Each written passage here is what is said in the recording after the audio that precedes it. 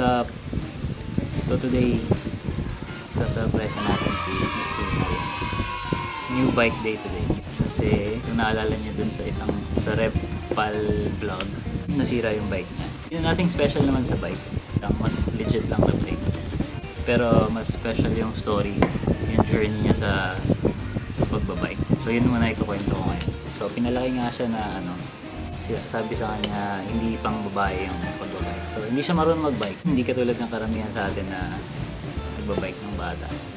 So, ayun. Fast forward September 2020. Nainggit siya sa amin magbike ng mga bata. Pandemic, no? So, walang ginagawa. Work from home. Bawal lumabas. Yun pa yung lockdown talaga. Sinasabihan yata siya ng mga bata na kailan daw siya mag-join sa amin. Medyo mahina din yung boses ko kasi baka marinig ko. So yun, nag-try siya mag-bike. Muna niyang try yung folding bike ko. Ride muna siya, then balancing. Within 5 days, natuto na siyang pumadyak. So mabilis rin pala, kahit matanda ka na. No? I mean, kahit hindi ka na bata. Hanggang sa, siguro nainggit na siya, ilang weeks after, nainggit na siya sa mga ride kasi buong barkada namin nagra-ride, siya lang hindi. So napag-decide siya na sumama. Kaso hindi siyempre pwede yung folding kasi nahirapan siya sumabay sa amin. So, ending, bumili kami ng mountain bike. Eh medyo maliit siya. So nahirapan kami maghanap ng mountain bike.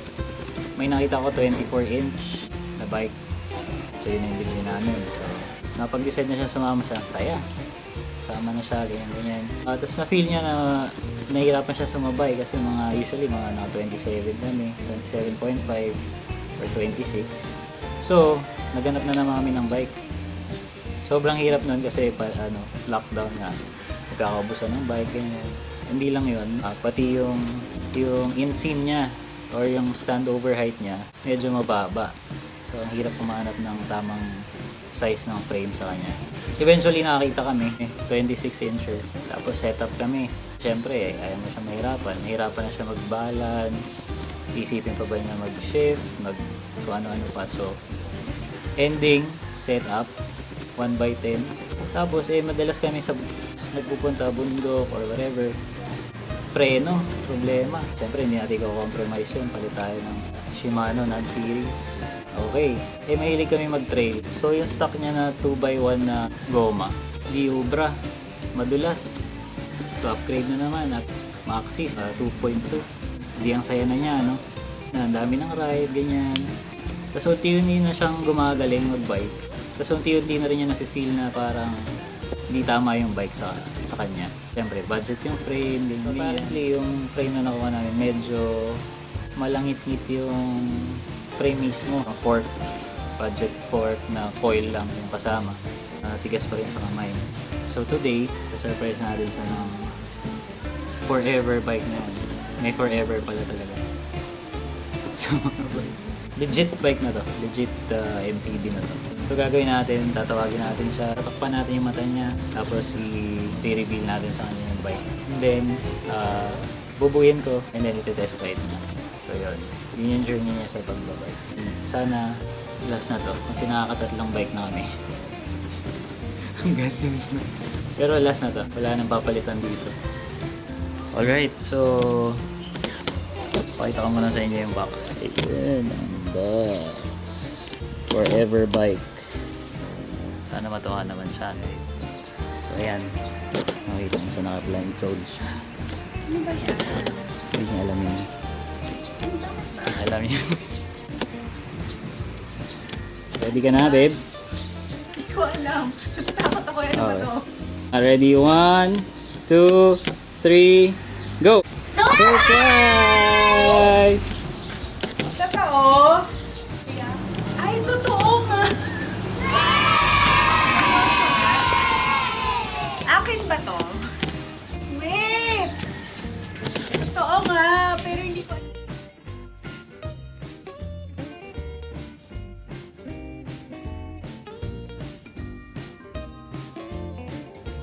Alright. So yan, unbox na siya. Kanan na. Ang ganda! Tatahanan pala. Ang ganda! Akin ba talaga to? Ganda, hindi mo pa nakikita. Nakita ko na yan, oh. Okay, so ilabas natin.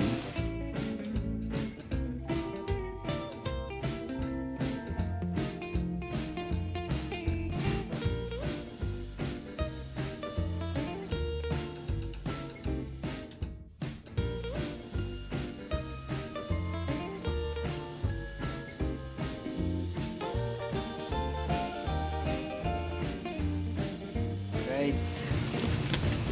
Magpapalit tayo ng saddle. Ito yung kasamang saddle. Lalagay natin yung nakasanayan na niyang saddle. So ending, meron ng bagong saddle.